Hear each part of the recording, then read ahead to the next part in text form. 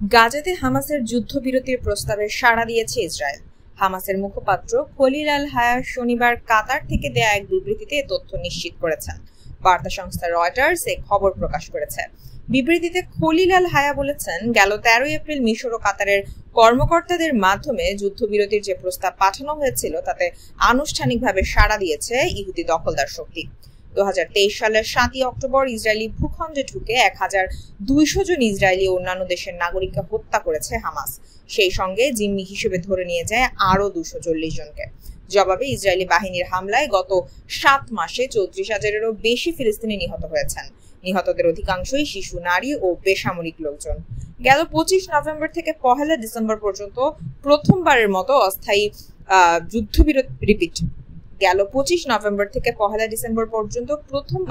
অস্থায়ী বিরতি ঘোষণা করেছিল হামাস ইসরায়েলি বাহিনী।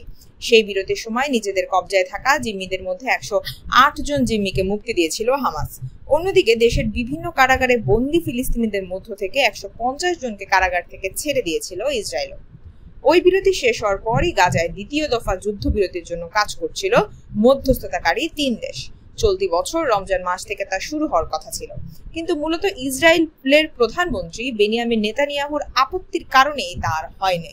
ফলে রমজান মাসেও চলেছে ইসরায়েলি আগ্রাসন।